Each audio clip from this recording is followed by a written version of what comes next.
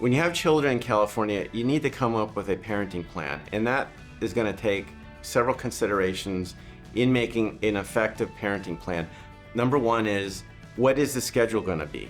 You need to be really clear and work out when you're going to have your kids, when the other party is going to have the kids. You should spell that out as much as you can, so you have a fallback. That doesn't mean you can't be flexible.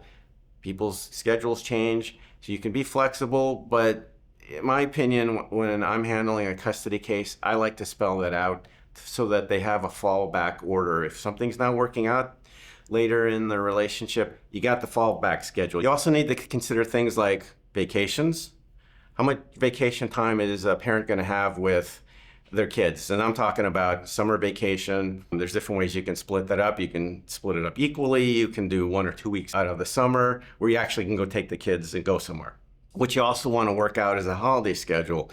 In most cases, an alternating holiday schedule is best, where you spell out in odd years, mom or dad's got the kids for Thanksgiving, let's say from this time to this time, and in even years, dad's got the kids on the same holiday from this time to this time. So you want to spell that out for most major holidays. You don't have to necessarily go through all the holidays like Veterans Day and so on, but the more detail you have in these parenting schedules, the better I think you generally are. And we try to work on that to have a clear schedule so that nobody's guessing who's got the kids when.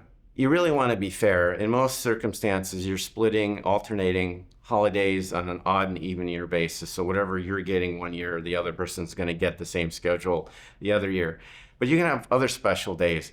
One thing that comes to mind is birthdays. So, and I'm not talking about just a kid's birthday. I'm talking about, what about you want to have your kids celebrating your birthday? So you should probably have them on your birthday, and that should be specific time. Same with mom or dad. You should have a schedule for what it is. Mother's Day, Father's Day. Mom should always get Mother's Day. Dad should always get Father's Day. Big thing is birthdays for children. So let's say you've got 1 or 2 children, whatever. You want to have a determination of how you come up with something fair. And when they're younger, you really want to do something that maybe you're splitting the same day. Maybe you're hopefully got a good enough parenting relationship that you can actually do things together on a birthday for a child, where you're not going to be petty and insist, I only get them on their birthday on these years and so on. So the more you can work together on those are important memories that the kids are going to have. You need to come up with something that's fair for both of you, but you got to look at what's in the best interest of the children here to work out something that's really best for them, what's in their best interest.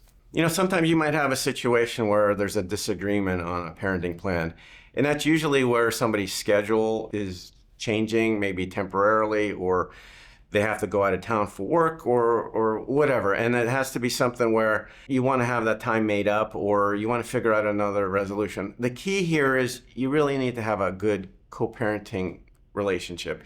You need to have flexibility, because everybody's going to need some flexibility at some point. Somebody has to go out of town and they can't exercise their custodial time. You need to be fair with the other parent. You need to be flexible, because there's going to come a time you're going to need flexibility from the other parent.